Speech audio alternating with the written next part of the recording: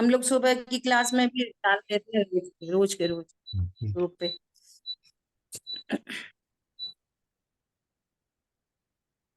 जीवम जीवम दप्पम जड़ बस हेड़ जेणि दिठम दे बिंद बिंद वंदम वंदे तम सर्वदा शिरसा।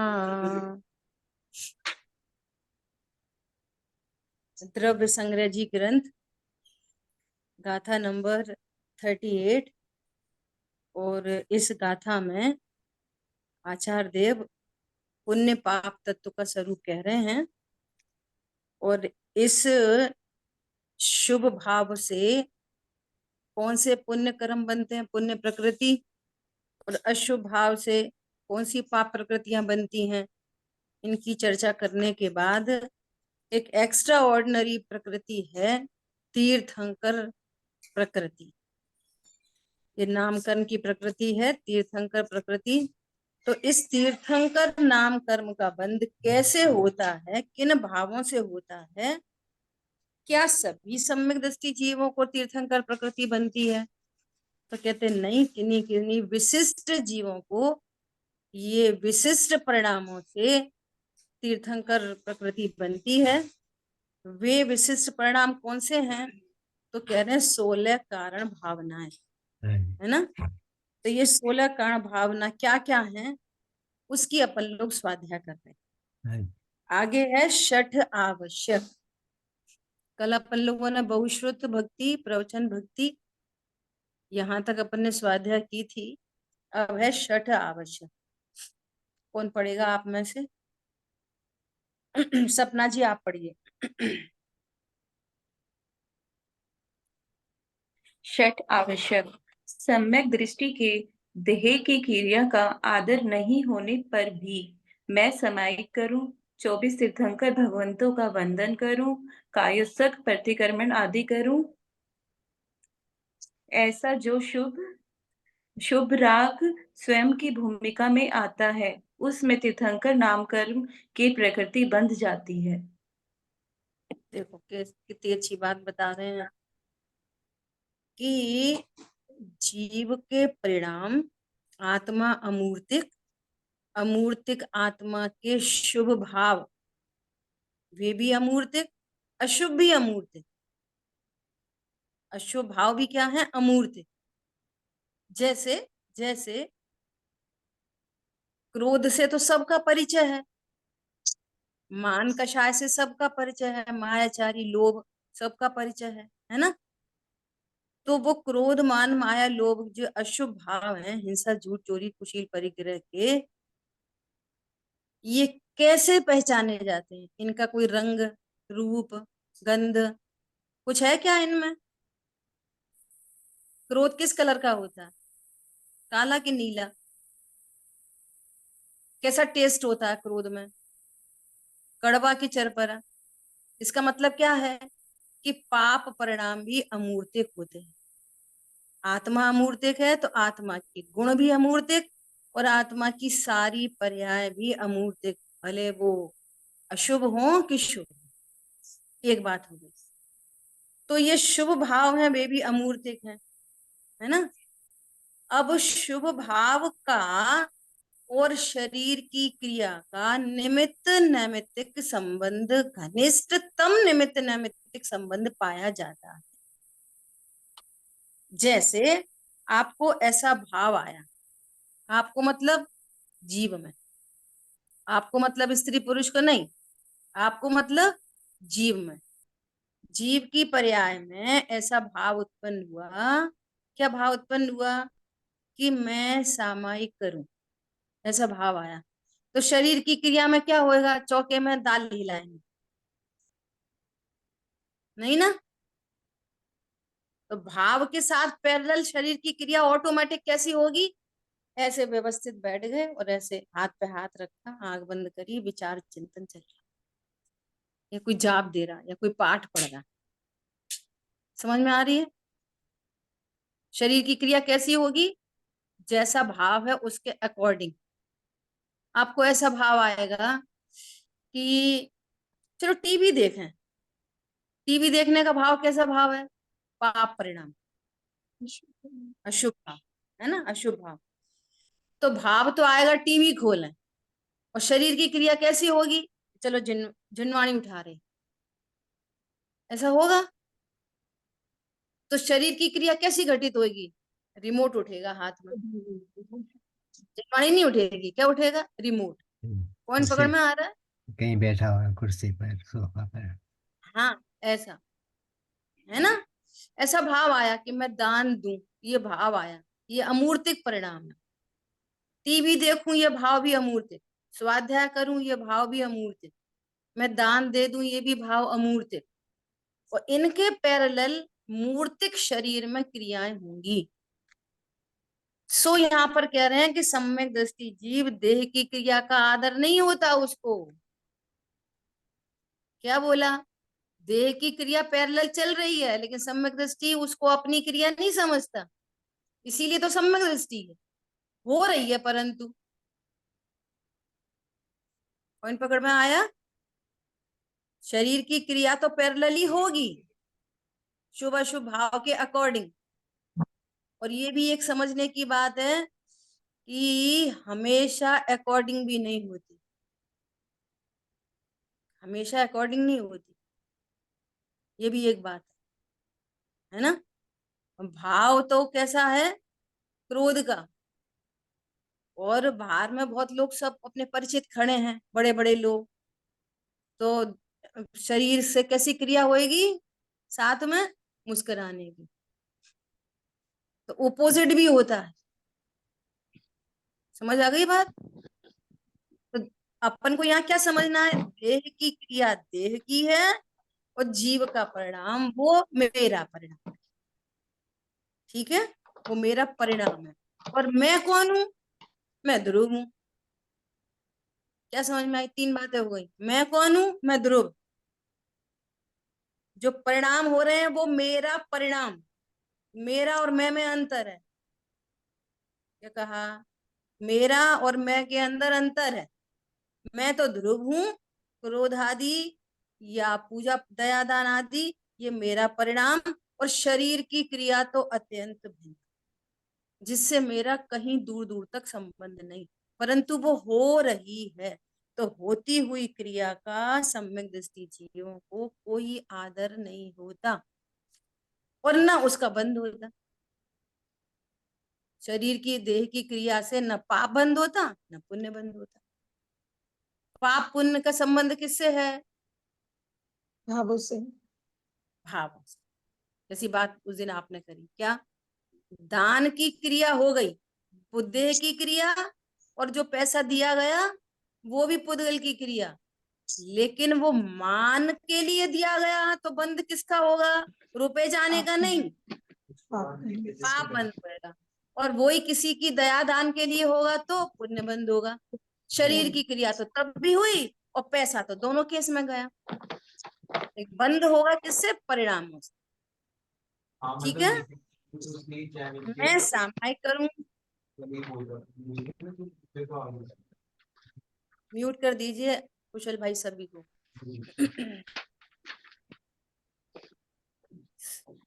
सभी लोग अपना फोन म्यूट कर लें प्लीज। ठीक है, तो क्या बोल रहे हैं यहाँ पे? मैं सामायिक करूं, ये जीव की परिणति में भाव उत्पन्न हो रहा है।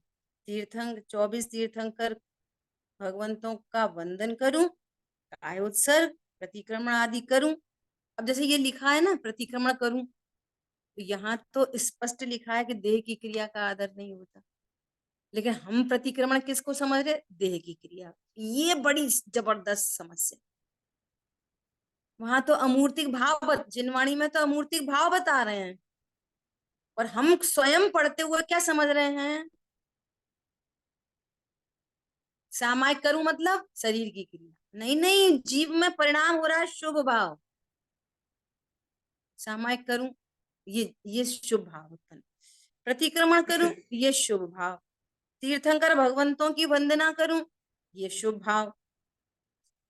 समझ आई बात? और देह की क्रिया पैरेलल हो रही है।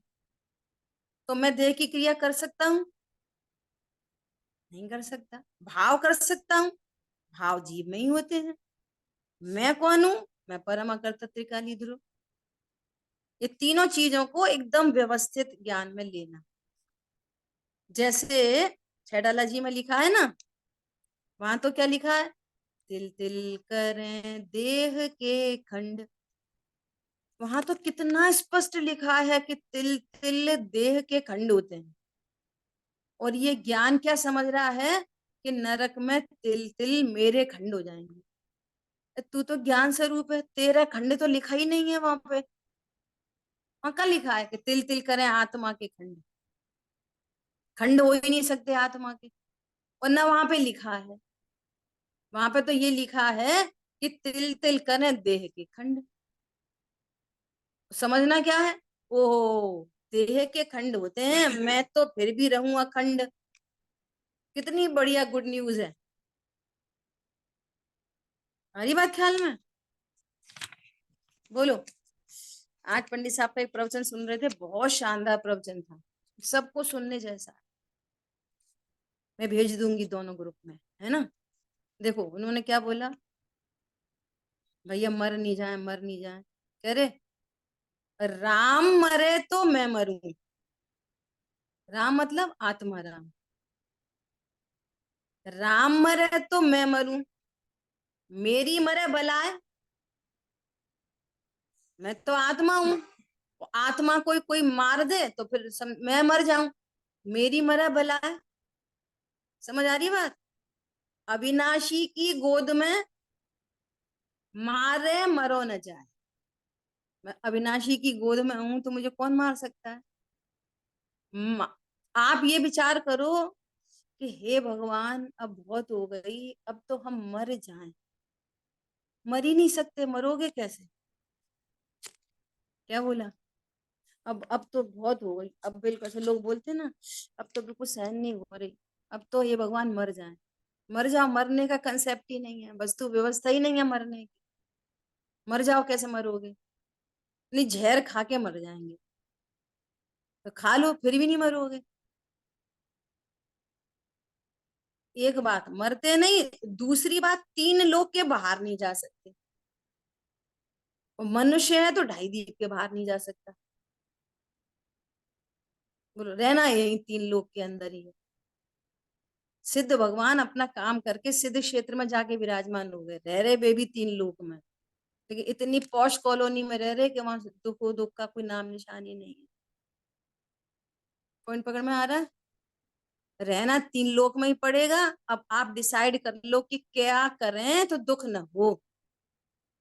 मरने की व्यवस्था ही नहीं है पूरी दुनिया में, कोई नहीं मरता, जीव भी नहीं मरता और पुद्गल भी नहीं मरता। एक पुद्गल परमाणु को भी कोई नाश नहीं कर सकता। Energy neither be created nor be destroyed. न वो नया उत्पन्न किया जा सकता, न उसका कोई नाश कर सकता, एक सिंगल पुद्गल परमाणु का भी। बोलो, हरी बात ख्याल में? तो क्या बोल रहे हैं यहाँ पे कि ऐसा जो शुभ राग स्वयं की भूमिका में आता है, उससे तीर्थंकर प्रकृति का बंध हो जाता है। ठीक है, आगे मार्ग प्रभाव। मार्ग प्रभावना। धर्मी जीव को सच्चे मोक्ष मार्ग की प्रभावना का राग आता है। ज्ञानी की भूमिका में ऐसा राग आता ही है। देखो नेचुरल आता है। जैसे अपन लोग शुरू शुरू में स्वाध्याय सुने, है ना, और एकदम द्रव्य गुण पर्याय 6 द्रव्य 7 तत्व, कैसा निमित्त उपादान, कैसा करता कैसा करता, तो कैसा मन करता है सबको बताएं सबको बताएं सबको बताएं सबको बताएं, ऐसा भाव आता है ना, सबको ही आता है। तो विज्ञानी धर्मात्माओं को भी आता है, उनको असली वाला आता है। हमारी समझ में नेचुरलिटी है। तो ऐसा भाव आता है, ऐसे तीर्थंकर प्रकृति बन जाती है। ऐसा प्रवचन वात्सल्य पढ़िए। प्रवचन वात्सल्य। द्रव्य शुद्ध के प्रति आदर बहुमान का भाव धर्मी के होता है। जिस प्रकार गाय को बछड़े के प्रति निस्वार्थ भाव से प्रेम उमड़ता है, उसी प्रकार ज्ञानी जीव को प्रवचन आदि का शुभ भाव आता है। उसे प्रवचन वात्सल्य भावना कहते हैं। देखो, द्रव्य शुद्ध मतलब ये जिनवाणी, द्रव्य शुद्ध मतलब जिनवाणी है। कोई प्रवचन कर रहा है, भगवान की द्वादशांग वाणी है, या कोई मुनिराज कुछ लिख रहे हैं या कह रहे हैं, ये जो कहना चाहिए पुद्गलात्मक जो कुछ है उसका नाम है द्रव्य श्रुत। और जीव की परिणति में जो वो बात ठहर रही है, समझ में आ रही है ज्ञान में, उसका नाम है भाव श्रुत। समझ आ गई बात? भाव शुद्ध जीव की पर्याय है और द्रव्य शुद्ध पुद्गल की पर्याय है। क्लियर हुई बात? वो द्रव्य शुद्ध किसी के वचन हो सकते हैं और वो द्रव्य शुद्ध ये रिटन मटेरियल हो सकता है, जिनवाणी हो सकती है, ताड़पत्र हो सकते हैं, या जो उपदेश दिया जा रहा है वो सब भाषा वर्णना पौद्गलिक होने से क्या है, द्रव्य शुद्ध। और हमारी परिणति में जो हमको ख्याल में आ रही है बात, वो है भाव शुद्ध। ठीक है? तो कह रहे हैं ज्ञानी जीवों को द्रव्य श्रुत के प्रति बहुत वात्सल्य होता है, उनको ऐसा वात्सल्य होता है, ऐसा। अब एक एग्जाम्पल दे रहे हैं, निस्वार्थ भाव से प्रेम उमड़ता। निस्वार्थ कैसा निस्वार्थ? कि जैसे कोई ऐसा बोले, बताओ यदि हम प्रवचन नहीं सुने तो कितने कम लोग होंगे, तो अच्छा नहीं रहेगा ना। किसको अच्छा नहीं रहेगा? दूसरों को कि सुनाने वालों? तो पंडित साहब बोलते कि भैया तू अपनी सोच, तेरा क्या होएगा। अगर हम मंदिर नहीं आए और हम पूजा प्रक्षाल नहीं करें, कोई तो आता नहीं है, हम ही अभिषेक करते हैं, हम ही पूरा जिनवाणी को संभाल के रखते हैं, हम नहीं करें तो कौन करे? तो पंडित साहब कह रहे कि उनका क्या करें नहीं करें वो बात की बात है, तू ये बता तेरा क्या होएगा। समझ में आई बात? तो ऐसे स्वार्थ से बात करना, वे करते हम नहीं करते, हम करते वो नहीं करते, ये अज्ञानियों की कहानी। ज्ञानी कैसे काम करते देवशास्त्र गुरु के प्रति, उनके परिणाम कैसे होते हैं, ओहो इनमें तो मेरा ही भला। इसलिए उनको बहुत सच्ची प्रीति उमड़ती है। क्यों उमड़ती है? कि इससे उनको लाभ हुआ है, इसे सच्ची प्रीति आती है। तो उस प्रीति का एग्जाम्पल दे रहे हैं, जैसे गाय को बछड़े से प्रेम होता है। गाय को अपने बच्चे से कैसा प्रेम होता है? जैसे मनुष्यनी माँ को अपने लड़के से कैसा प्रेम होता है, अपने बच्चों से, कि ये हमारे बुढ़ापे की लाठी है, ये बुढ़ापे में हमारा ध्यान रखेगा, ये हमारे को समाधि मण कराएगा, हम बीमार हो जाएंगे तो हमारी सेवा करेगा। ये मनुष्यनी माँ ऐसा विचार करती है। समझ में आ रही है बात? और वो त्रियंच गति की माँ, वो क्या विचार करती है माँ? वो तो अपने बच्चे को निस्वार्थ प्रेम करती है। उसको ऐसा नहीं होता कि ये बड़ा होएगा तो फिर मेरी बुढ़ापे की लाठी बनेगा। पॉइंट पकड़ में आया? ऐसा एग्जाम्पल दे रहे हैं। ऐसे धर्मी जीव को प्रवचन के प्रति ऐसा वात्सल्य होता है, एकदम निस्वार्थ। क्या? इसमें तो मेरा ही भला, ये सारी बातें मेरे लिए ही है, इसमें तो मेरा ही हित होना, ऐसा। ठीक है? तो उसको कहना है प्रवचन वात्सल्य। ठीक है? चलिए रिम्पी जी आप पढ़ोगे आगे, नेक्स्ट पढ़िए, नेक्स्ट निकालिए कुशल भाई। इस प्रकार तीर्थंकर प्रकृति बंद के हाँ 16 कारण थे। हाँ, मैं पेज नहीं देख पा रही हूँ। आप थोड़ा सा ऊपर करिए कुशल भाई। इनके लक्षण को धारण करने वाली 16 भावनाएं हैं। हाँ, यहाँ से मैं ऊपर नहीं, यहाँ से बाद में नहीं देख पा रही हूँ। उन्होंने किया नहीं है ना। हम्म, चलो मैं ही पढ़ती हूँ, आप सुनो तब तक। हाँ जी जी। इससे जो तीर्थंकर नाम कर्म बनता है वह एक विशिष्ट प्रकार का पुण्य है। ये जो 16 कारण भावनाएं कही हैं, इनसे जो पुण्य बनता है वो कोई विशिष्ट प्रकार का होता है, जिसे शुभ भाव, देखो बंद हो रहा है शुभ भावों से, सुनना बहुत ध्यान से, और उन्हीं शुभ भाव का उनको आदर नहीं। क्या बोला? आदर किसका है? त्रिकाली ध्रुव भगवान आत्मा। और इसके आदर में शेष राग में ऐसे भाव हो जाते हैं, वे भाव हो रहे हैं परंतु उनका आदर अभी भी नहीं। क्यों क्यों आदर नहीं है? ये बंधमय हेतु बने। पॉइंट पकड़ में आ रहा है? भले ही तीर्थंकर, जैसे मान लिया एग्जाम्पल है, फॉर एग्जाम्पल जैसे पंचम काल में तो किसी को तीर्थंकर प्रकृति बंधती नहीं है ना, और मान लिया अभी किसी को तीर्थंकर प्रकृति बंध जाए, अभी एग्जाम्पल से ही बात कर रही हूं मैं, तो तीर्थंकर प्रकृति बंधने के बाद जो उस इतना समय जो बीतेगा, अब वापस जब तीसरा काल आएगा तब कोई तीर्थंकर बनेगा, तो कितना काल फिर संसार में रहना पड़ेगा, भले ही वो तीर्थंकर प्रकृति हो। पॉइंट समझ में आ रहा है? जैसे जैसे दादा को, आदरणीय भारिल साहब को कोई ऐसा बोलता कि साहब आप तो गुरुदेव श्री के समीप जाओगे, स्वर्ग आदि में जाओगे, है ना, तो कितना अच्छा रहेगा, तो दादा बोलते नहीं नहीं नहीं नहीं नहीं, अरे गुरुदेव श्री इतने महान व्यक्तित्व, वे गए होंगे ऊपर के स्वर्गों में, तो जितने ऊपर के स्वर्गों में जाएंगे उतना उतना बड़ा बड़ा काल है, वो काल बढ़ता चला जा रहा है। सर्वार सिद्धि में 33 सागर, सर्वार सिद्धि तो मुनिराज जाते हैं, अगले भव से मोक्ष जाने वाले जाते हैं, तो वे मुनिराज, वहां की तो बात नहीं, एग्जाम्पल से ले रहे हैं बात अपन। तो बोले मैं क्यों उनके चक्कर में अपने इतने समय का संसार बढ़ाऊं। समझ में आ रही है बात? ऐसा तो इसलिए उनको तीर्थंकर प्रकृति का आदर इसलिए नहीं होता। पॉइंट ख्याल में आया? क्यों नहीं होता? कि भले गुरुदेव श्री कहते जिस परिणाम से तीर्थंकर प्रकृति बनती है वो परिणाम भी हे है, वो परिणाम भी शुभ भाव होने से क्या है? हे है। उपाधेय कौन है? अप्पड़ो अप्पा, एक भगवान आत्मा ही उपाधि। ऐसा ठीक है। यहाँ नव तत्वों में पुण्य पाप की बात चलती है, उनमें तीर्थंकर पुण्य प्रकृति पुण्य रूप से सर्वोत्कृष्ट है।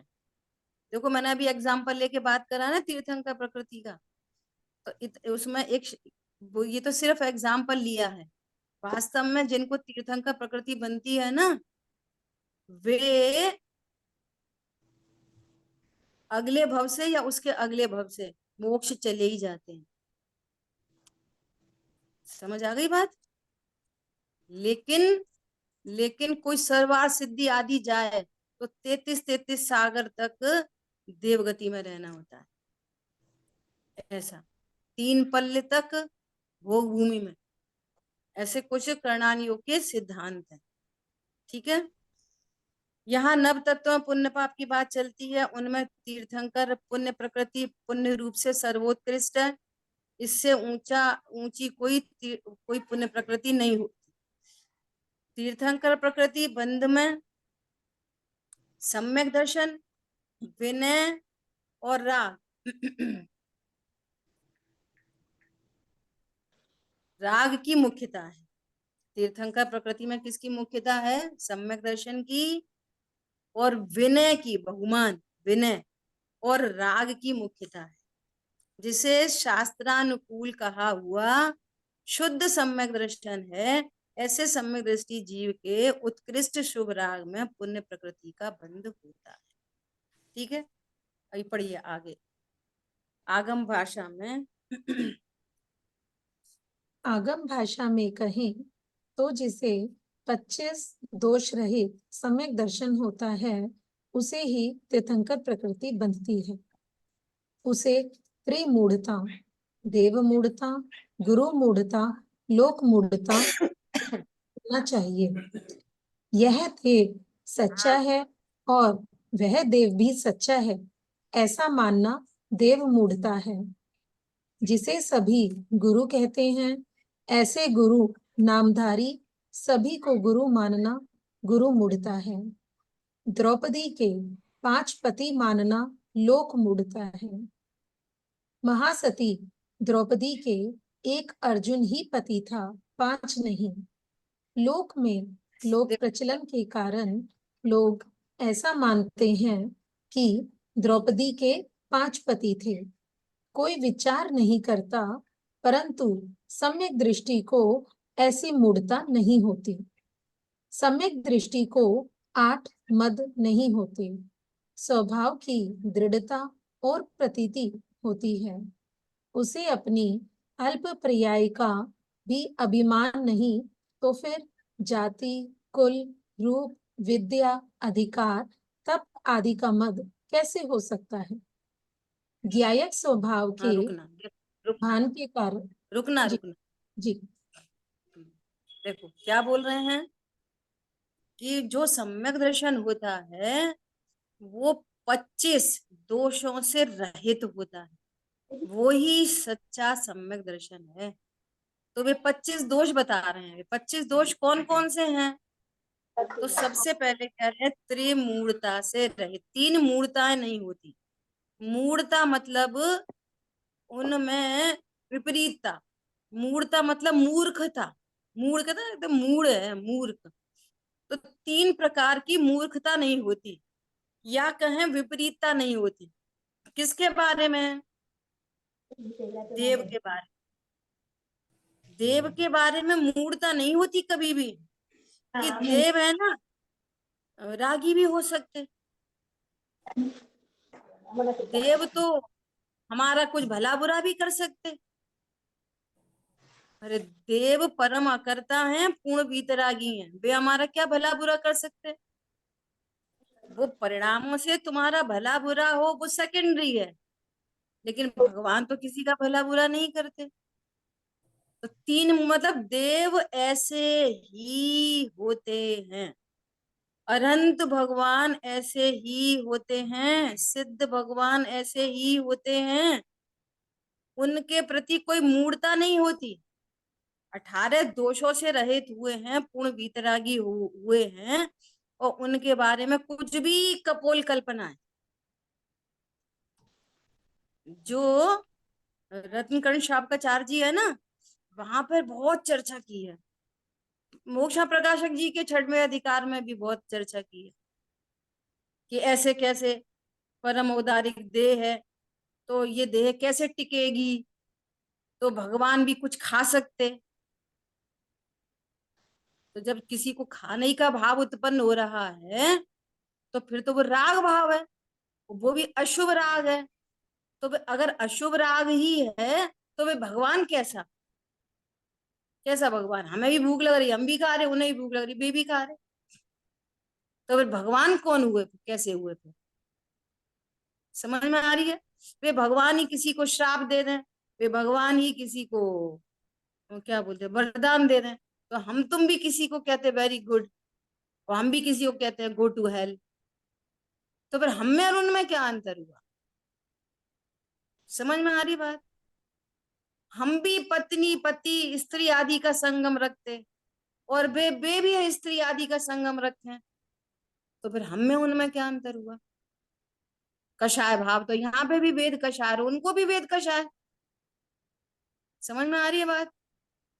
हम शस्त्र रखे हैं और वे भी तलवार धनुष और आदि आदि रखे हैं, है ना? तो ये उनके भय का प्रतीक है। तलवार कौन रखता है? धनुष बाण कौन रखता है? भय हो कोई सामने से आएगा तो अपन भी तीर चला देंगे।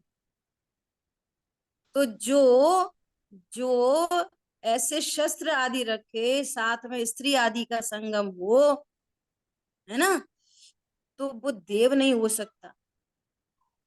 क्या कहा? और जो व्यक्ति ये निर्णय करेगा उसी में पात्रता आएगी रत्नत्रय की, उसी की सफाई होगी ग्रहित मिथ्यात्व की। और जिसको ग्रहित आगे जो गाथा आ रही है ना, इसमें गुरुदेव जी ने बहुत लिखा है, बहुत कहा है। यदि इसके ग्रहित मिथ्यात्व की सफाई नहीं हुई तो अग्रहित टूट नहीं सकता। ऐसी गुरु के बारे में, अरे अब आजकल है पंचम काल है, अब चश्मा लगा लें तो क्या होता है,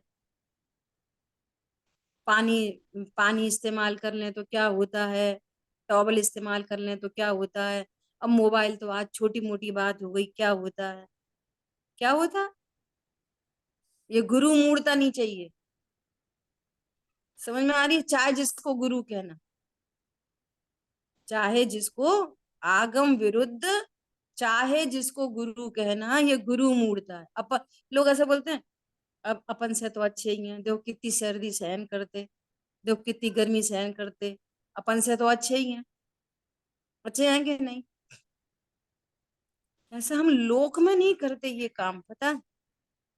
हम अपने बच्चे का एडमिशन कराने लेके जा रहे हैं कोई अच्छे कॉलेज में, है ना, और वो प्रिंसिपल को हम सिगरेट पीते देख लें, अरे अपन से तो अच्छे ही हैं, सिगरेट ही तो पी रहे थे, આ ભાનુબેન માં છે ને चलेगा? મોનામાં કોક નો चलेगा? વ્યાખ્યા बोलो। लोक में नहीं चलेगा तो ये पारलौकिक में कैसे चलेगा? इसलिए सबसे पहले बहुत सफाई चाहिए, पात्रता चाहिए कि देव मूर्ता, गुरु मूर्ता और लोक मूर्ता नहीं होनी चाहिए। जिनको ये तीन मूर्ताएं होती हैं वो सम्यक दर्शन का पात्र नहीं है। क्या कहा? दूर से ही ग्रहित मिथ्यात्व का निर्भय होकर त्याग करना चाहिए। क्यों? ये मेरे हित की बात है। सोसाइटी में लोग क्या कहेंगे? हम नरक चले जाएंगे तो सोसाइटी में लोग क्या कहेंगे? बोलो। हम त्रियंच गति में चले जाएंगे तो सोसाइटी में लोग क्या कहेंगे? मालूम है, अगर हम भगवान बन गए तो सोसाइटी के लोग हमारी पूजा करेंगे। समझ में आ रही है बात? ऐसा, इसलिए इन तीन मूर्ताओं से रहित होना परम आवश्यक है। अब तीसरा एग्जाम्पल दे रहे हैं द्रौपदी सती का। सब कहते हैं ना पांचाली थी, पांचाली, पांच पति थे, पांच पति थे। अरे सती भी बोल रहे हो और पांच पति भी बोल रहे हो, फिर वो सती कैसी जिसके पांच पति हो? तो ये लोक मूर्ता है। हरी बात ख्याल में? द्रौपदी के पांच पति नहीं थे, एक अर्जुन ही पति था। सो लोक मूर्ता नहीं होनी चाहिए, ऐसा यहां पर कह रहे हैं। ठीक है, आगे क्या कह रहे हैं? 25 दोष बता रहे ना, 25 प्रकार के दोष। तो तीन तो हो गए, देव मूर्ता, गुरु मूर्ता और लोक मूर्ता। ठीक है, तीन तो ये हो गए। अब क्या कह रहे हैं इसमें प्लस करो कि उनको 8 प्रकार के मद नहीं होते। सम्यक दृष्टि जीवों को 8 प्रकार का घमंड नहीं होता, मान नहीं होता 8 प्रकार का। कैसा 8 प्रकार का मान नहीं होता? तो कह रहे हैं कि जाति का, कुल का, रूप का, विद्या का, अधिकार का, तप का, इनका मद नहीं होता। तो इनका मद क्यों नहीं होता? हम तो जरा शीशे में शक्ल देखें, आज तो हम बहुत अच्छे लग रहे हैं, आज तो हमने ये साड़ी पहनी है, आज पार्टी में जाएंगे तो फिर अकड़ी अकड़ के ही चल रहे हैं कि हमसे ज्यादा तो अच्छा कोई नहीं लग रहा। समझ में आ रही है? आज हमने डायमंड पहन रखा है। कौन पकड़ में आया? उनको मद क्यों नहीं होता? तो एक शर्त डली है, स्वभाव की दृढ़ता के कारण। अरे मैं ज्ञान स्वरूप ही हूं तो मेरा कौन सा कुल है सो मैं कुल का मद करूं? मुझे किसने पैदा किया?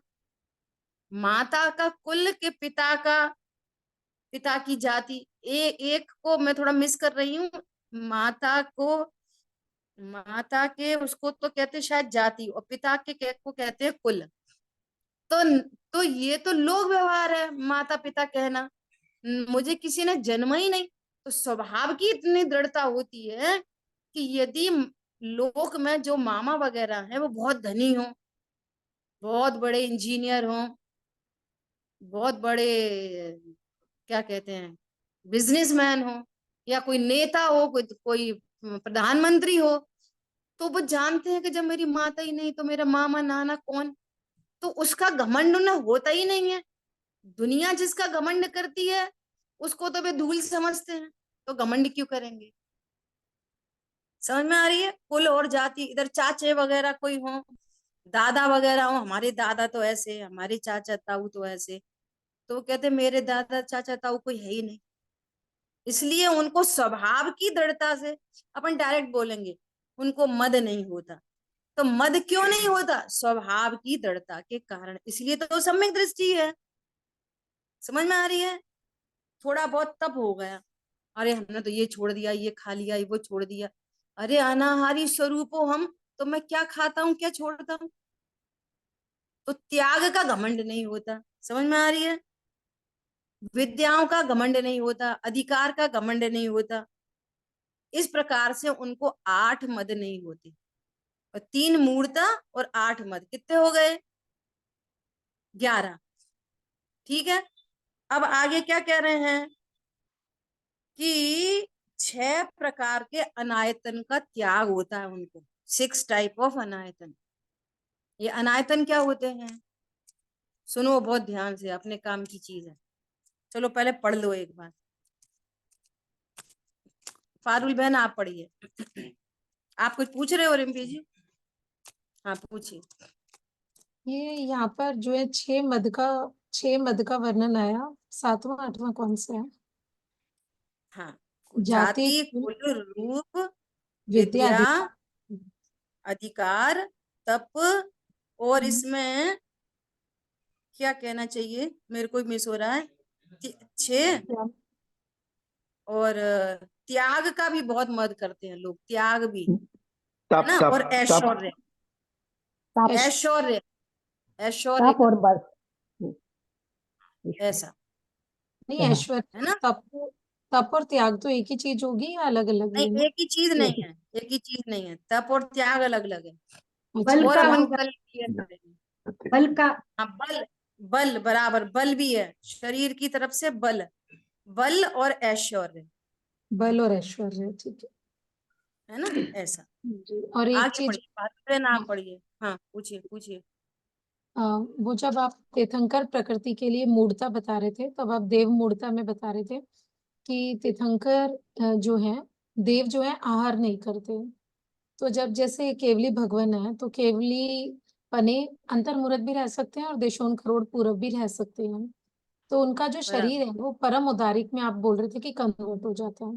तो उस समय जैसे आहार की इच्छा नहीं रहेगी, या जैसे आहार के भाव नहीं होंगे, क्योंकि मोनिया तो पूरा खत्म हो चुका है, लेकिन जैसे वेदनीय भी अभी है, तो साता साता भी आ सकती है। और औदारिक शरीर जो है वो आहार वर्गना से ही बनता है। तो फिर उनको क्या आहार की नीड नहीं होती, या लेते नहीं है? अगर करोड़ पूरब भी रहेंगे, देशों करोड़ पूरब, तो क्या आहार लेंगे नहीं वो? तो फिर उनका शरीर कैसे चलता है? देखो, थोड़ी देर पहले अपनी बात हुई थी कि परिणामों का और शरीर की क्रिया का बहुत घनिष्ठ निमित्त नैमित्तिक संबंध होता है।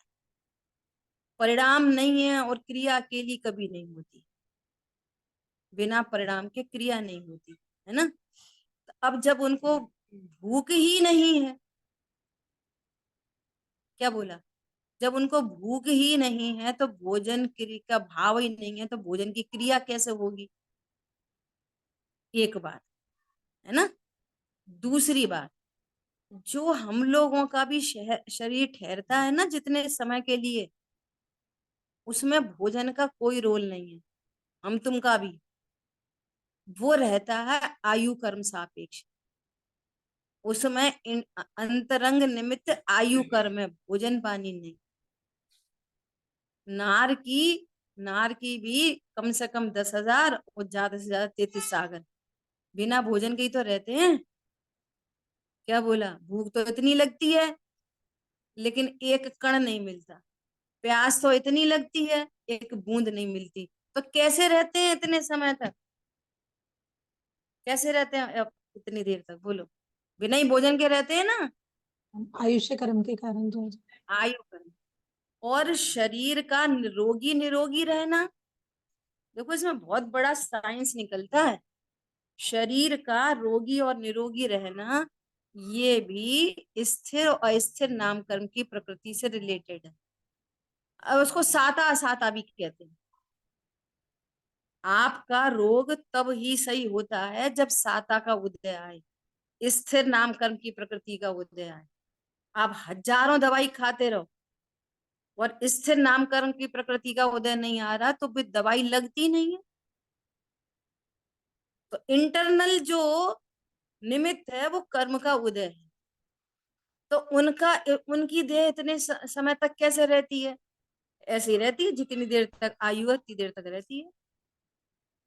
क्या कहना है? भोजन पानी की जरूरत भी इस देह को निमित्त अपेक्षा से है बात, लेकिन ये देह भी कब तक रहती है? आयु कर्म सापेक्ष। आपने कितने सारे ऐसे एग्जाम्पल सुने होंगे कि अर्थक्वेक आ गया और एक छोटी बच्ची मिट्टी में दब गई, 4 दिन के बाद निकली, बिल्कुल बढ़िया एकदम। तो कैसे इतने लोग मर गए, वो क्यों नहीं मरी? आयु कर्म था, नहीं मरी। समझ आ गई बात? इसमें से इतनी सुंदर बात निकलती है कि यदि आपको इन बातों का निर्णय बन जाता है तो बोलो, भक्ष्य दवाई खानी चाहिए कि अभक्ष्य दवाई? किससे ठीक होते हैं? समझ में आ रही है बात? आप खानी नहीं कितना चाहिए। अभक्ष्य दवाइयों को इस्तेमाल करो। कभी कभी ऐसा लगा कि अभक्ष्य दवाई खा ली और सही हो गए, तो अभक्ष्य दवाई से नहीं सही हुए, वो स्थिर नामकरण प्रकृति से सही हुए। एक प्रश्न और आता है फिर दिमाग में ना कि अगर आयुष्य। एक मिनट जी। पूरी करें, है ना? लेकिन आपने अभक्ष्य दवाइयों का सेवन किया तो तुमने नया पाप बांधा है। ठीक तो स्थिर नामकरण की प्रकृति से हुए, बीमार तो अस्थिर से हुए, उसकी कंटिन्यूटी तो उससे चल रही है, लेकिन नया क्या बांध लिया? अनंत जीवों के घात का अनंत पाप लग रहा है आपको, अनंत जीवों के घात का। पॉइंट पकड़ में आया? और जिससे हमारे शरीर की स्वस्थता का कोई संबंध नहीं, कुछ भी संबंध नहीं। ऐसा बोलिए। नहीं, क्वेश्चन जैसे कि भाई अगर आप बीमार हो तो फिर यही सोचना कि आयुष्य कर्म होगा या स्थिर नाम कर्म का उदय होगा तो ठीक हो जाएंगे, और नहीं तो दवाई वाई लेने की जरूरत नहीं है। तो ऐसे तो आपने एक बार प्रश्न पूछा था कि बीमार हो गए तो हॉस्पिटल जाना चाहिए नहीं जाना चाहिए। हाँ देखो, वही वाली बात है कि निर्णय हमारा क्या है? यही निर्णय है कि मुझे तो रोग ही नहीं हुआ। रोग किसको हुआ? मैं कौन हूं? यहाँ से आप है ना, पहला घड़ा उल्टा रखा जाएगा ना तो एक भी घड़े सीधे नहीं आएंगे। स्टार्टिंग कहाँ से करनी है? मैं कौन हूं? ये रोग किसमें हुआ है? आत्मा में कोई रोग होता है? आत्मा में रोग होता है, पता कौन सा? आत्मा में अज्ञान मोह राग द्वेष का रोग है। ये शरीर के रोग, आत्मा के रोग नहीं। नंबर 1, ऐसा निर्णय होने के बावजूद भी, ऐसा निर्णय होने के बाद भी, बल्कि अनुभूति होने के बावजूद भी, गुणस्थान चौथा होने के बावजूद भी, अब जो हॉस्पिटल आदि जाना, दवाई खाना, ये जो सारा कार्य है ना, वो शेष राग का कार्य है, मेरा नहीं, मेरा नहीं। कषाय की मंदता होगी ना तो बोलेगा कि मुझे कहीं हॉस्पिटल हॉस्पिटल नहीं जाना, मैं तो यहीं पे भक्ष्य आदि से, आयुर्वेद आदि से, नेचुरोपैथी से मैं मेरा काम इधर ही चलाऊंगा। कषाय की मंदता हो, ये मंद कषाय का काम है, मेरा नहीं काम है हॉस्पिटल नहीं जाना। और हॉस्पिटल जाना तीव्र कषाय का काम है, दोनों। तो जो कषाय होनी होगी उस कषाय के अकॉर्डिंगली वो कार्य होंगे, और उनका वो ज्ञाता दृष्टा है। शरीर की क्रिया का आदर नहीं है, परिणामों की स्वीकृति है, लेकिन उन परिणामों को भी अपने स्वभाव में मिक्स नहीं करता। क्या बोला? अपने स्वभाव में उन परिणामों को मिक्स नहीं करता, परिणामों को न्यारा जानता है। और त्रिकाली ध्रुव हूं, अविनाशी हूं, अजर अमर हूं, मेरे में कोई भाव ही नहीं उत्पन्न होता। तो ऐसा बहुत अपने को न्यारा जानता है। समझ आ रही बात?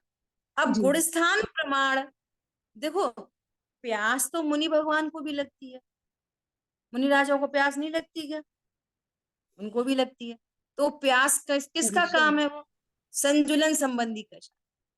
पंचम गुण स्थानवर्ती कोई प्यास लगती है, चौथे गुण स्थानवर्ती कोई प्यास लगती है, और अज्ञानी कोई प्यास लगती है। अब सुनना, अज्ञानी की प्यास कैसी है? भैया मुझे प्यास लग रही है, मुझे कुछ मतलब नहीं है, छना हो अनछना हो, नल का हो बोरिंग का हो, कुछ भी, मुझे तो प्यास लग रही। सम्यक दृष्टि जीव को कैसी प्यास लगेगी? प्यास भले ही लगे लेकिन अनछना पानी इस्तेमाल नहीं हो सकता। समझ आई बात? पंचम गुण स्थानवर्ती की कैसी प्यास है कि वो प्यास को भी और घटाते हैं, स्वभाव के आशय से उनकी प्यास, खाना पीना सब और कम होता है। मुनिराज की प्यास कैसी है कि दिन में एक बार, ओनली वन टाइम, खड़े खड़े जब आहार होता है उसी टाइम में जो पानी होता है पानी, फिर उसके बाद आहार के बाद कोई प्यास नहीं। क्यों? दोष मिट रहे हैं ना स्वभाव के आश्रय से। और वे ही भगवान को, वे अब अनंत हो गए निस्वभाव साधन द्वारा, तो उनकी सारी प्यास मिट गई अनंत काल के लिए। अब चाहे भली देह रहेगी कोटि पूर्व तक। क्या बोला? समझ में आ रही बात? ये प्यास का चक्कर है। और भगवान आत्मा हर बहुत समय प्यास से रहित। तो ये पूरी साइंस है, पूरी साइंस। जितना राग, जितनी कषाय, उतनी भूख प्यास, और जैसे जैसे वो कषाय स्वभाव के आशय मिटती है, उतना उतना आनंद बढ़ता है और विकार मिटता चला जाता है। दिव्यम कहाँ चला गया? समय अपना हो गया है, शेष जी। चर्चा बना। जिन वाणी के ज्ञान से सूझे लोकालोक, सो वाणी मस्तक नम सदा जे तुम। बोलिए द्वारशांग मई जनवाणी माता की जय। जय हो, जय हो। जय जिनेन्द्र सभी को। जय जय चिरंजीव, जिनेन्द्र, जय जय। जिनेन्द्र। जय चिरंजीव। जय जिनेन्द्र।